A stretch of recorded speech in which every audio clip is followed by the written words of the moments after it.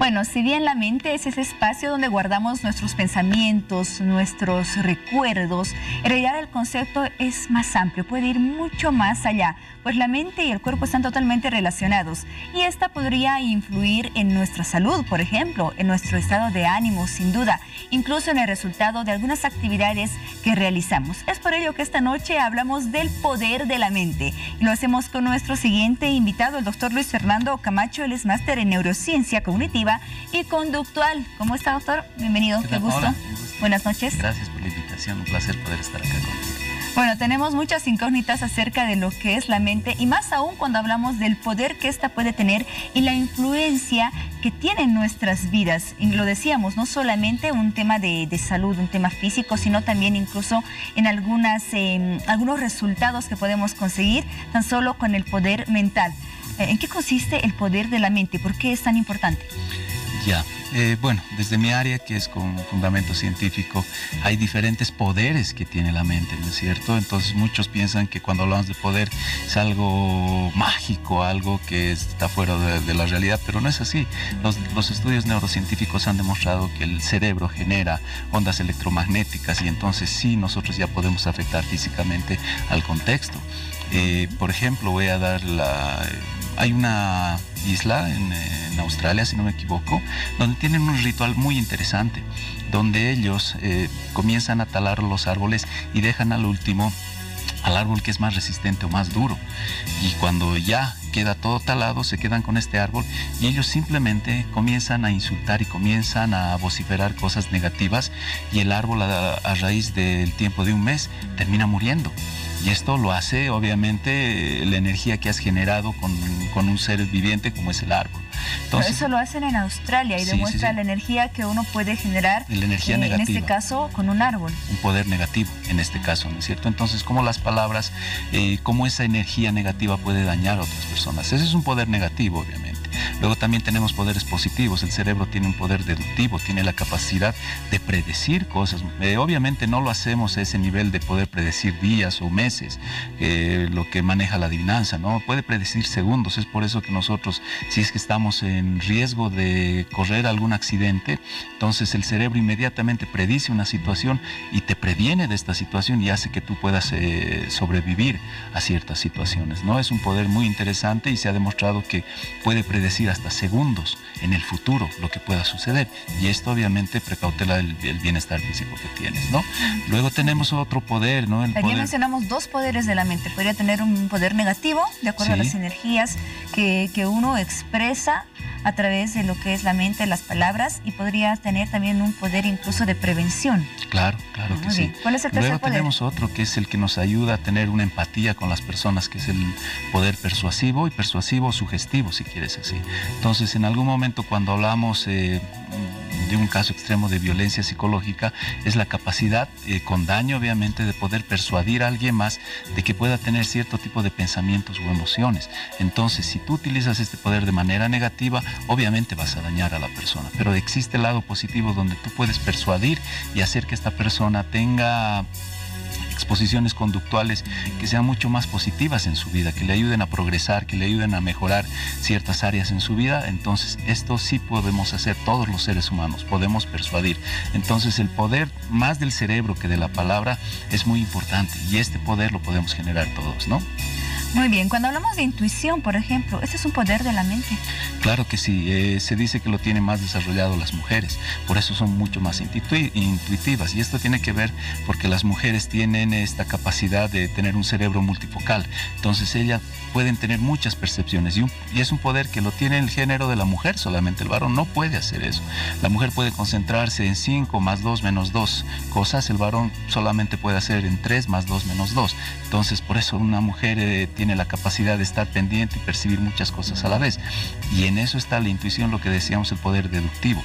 Entonces, esa intuición, o lo que le llaman el sexto sentido, es esa capacidad más desarrollada en la mujer que en el varón. En el caso de la intuición, usted nos menciona que es más desarrollado en la mujer. Sí. Los varones, por ejemplo, ¿tienen algún poder más desarrollado que las mujeres o que tal vez nosotros no poseemos? Ya. Estamos hablando de poderes mentales, ¿no? Sí.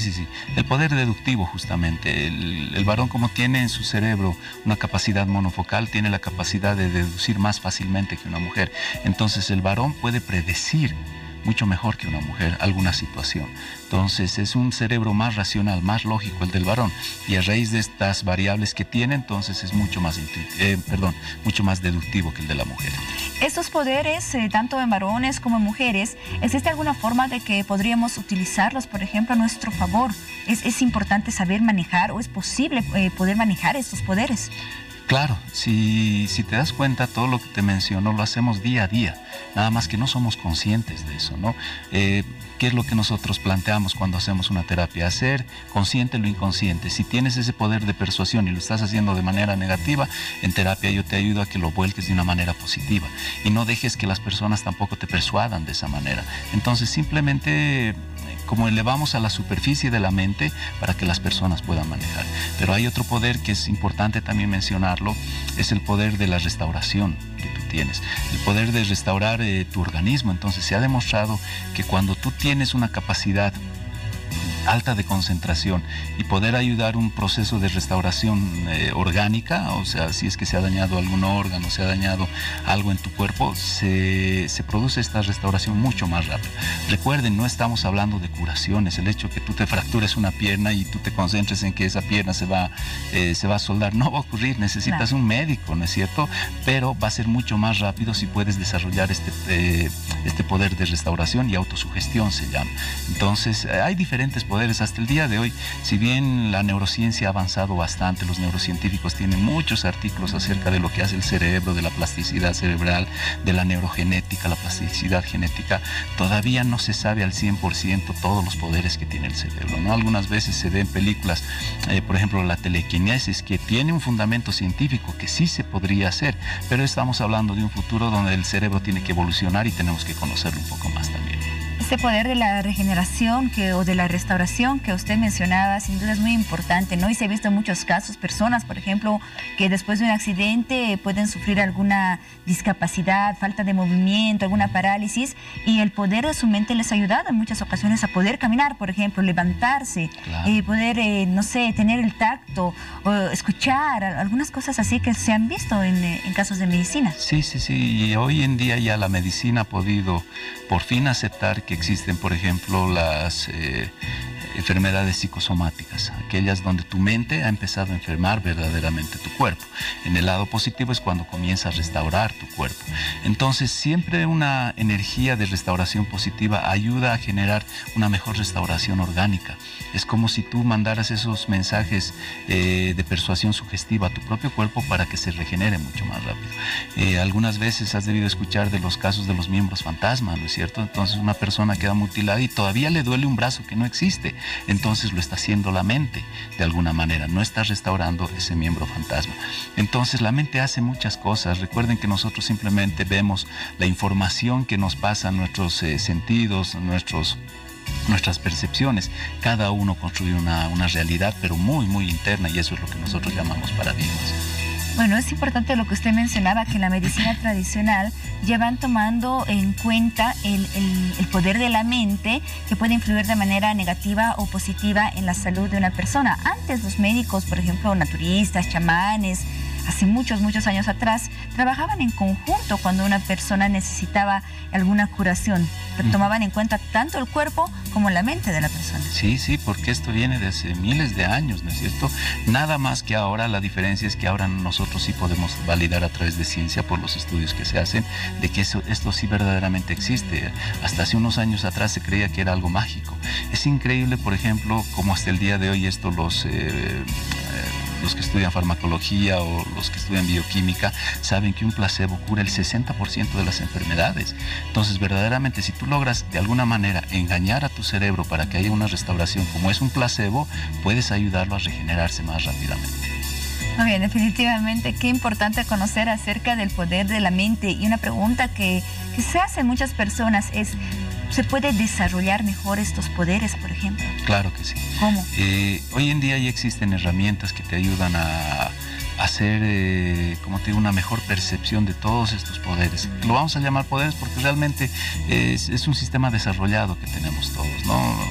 Una de las técnicas que hoy sirve bastante es el mindfulness, por ejemplo, que te ayuda a ser consciente de todo aquello que parece tan sencillo como el hecho de respirar, el hecho de concentrarse en cosas tan simples que parecen, y tú puedes magnificar y potencializar esto, ¿no? ¿Cómo se llamaba la técnica y de dónde proviene? El mindfulness es cuando elevas el potencial de tu mente a percibir todo lo que hay alrededor tuyo. Entonces es ahí donde percibes incluso mejor tus problemas, mejor todo lo que te está sucediendo, mejor algunas situaciones que te hacen desesperar y te ayudan a desarrollar herramientas, ¿no es cierto? La otra herramienta que hoy se utiliza y se utiliza bastante en neurociencia y ya la ha validado, por ejemplo, es la hipnosis clínica. Antes se tenía mucho miedo a la hipnosis porque parecía algo mágico, esotérico. Es más, cuando se hablaba de hipnosis, y algunos pacientes todavía hablo de hipnosis, pero yo creo en Dios, me dicen, ¿no es cierto? Y no tiene nada que ver con lo espiritual, tiene que ver con una reprogramación mental.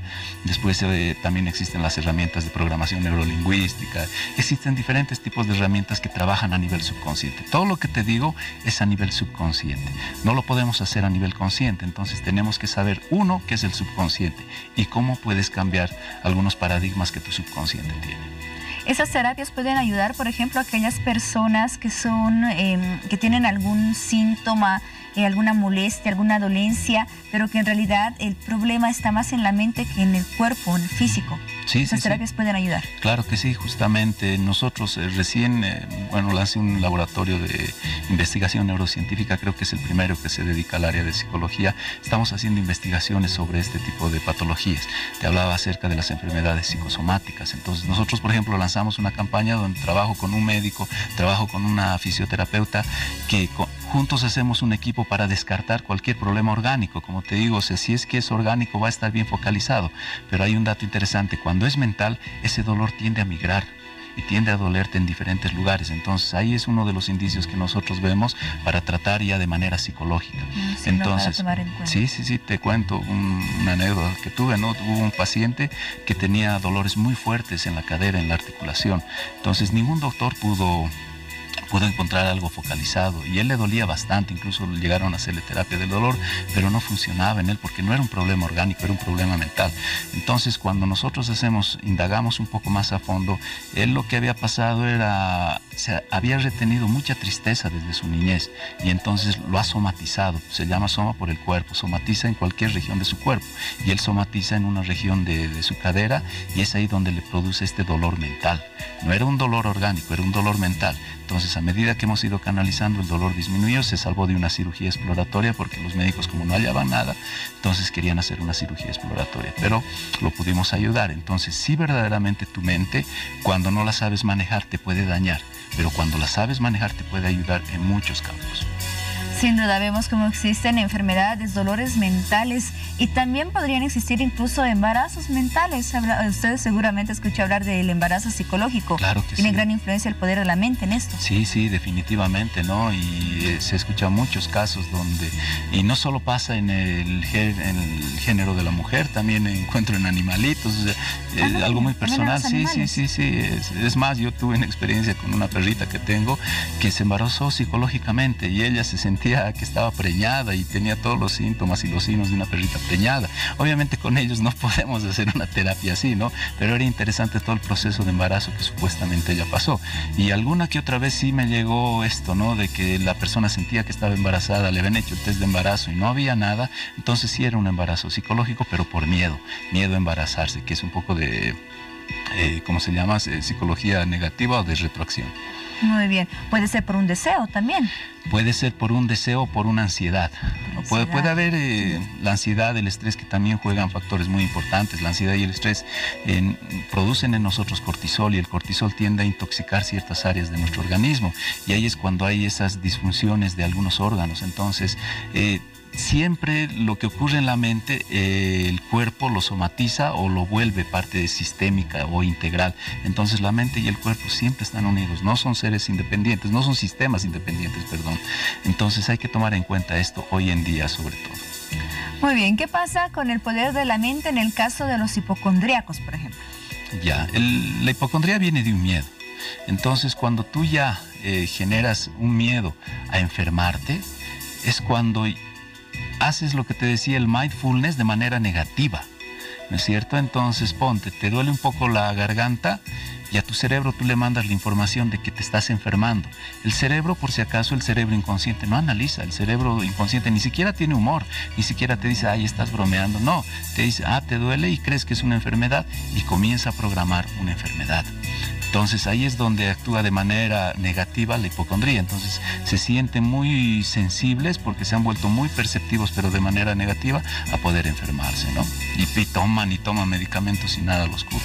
Así es, miren qué importante es conocer acerca de este tema y lo hemos relacionado mucho con el área de salud hasta el momento, pero también es tiempo de pasar ya a otras áreas y poder conocer cuánto puede influir la mente y cómo utilizarla a nuestro favor, por ejemplo, en la profesión, en nuestros objetivos que tenemos, nuestros proyectos de vida, tal vez si se puede utilizar a favor con la pareja. ¿Cuánto puede influir la mente ya en estos aspectos y cómo utilizarlo a nuestro beneficio? Ya, a nivel profesional hay que desarrollar el poder deductivo, necesariamente, porque el poder deductivo te permite plantear objetivos y metas para tu vida. Y para plantear esto necesitas ser muy específico. Recuerden que el cerebro es muy específico. Si tú al cerebro le dices simplemente quiero tener dinero, quiero tener casas, y no le dices cómo hacerlo, entonces simplemente la idea va a estar redundante. Pero si tú a tu cerebro lo preprogramas, lo que nosotros llamamos, y le das detalles de cómo llegar, inconscientemente él va a empezar esa búsqueda. Entonces es un poco más deductivo. En el caso de la parte sentimental, cuando me hablas de pareja, tiene que ver más la parte sentimental y emocional.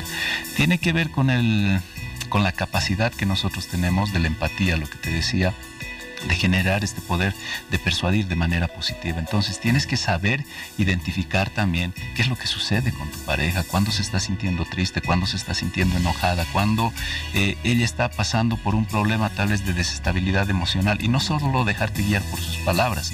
Es muy importante en este caso el poder de la lectura no verbal, se llama, o del lenguaje corporal. Entonces, si nosotros pudiéramos desarrollar, esto lo puede aprender cualquiera, no necesariamente los profesionales en el área.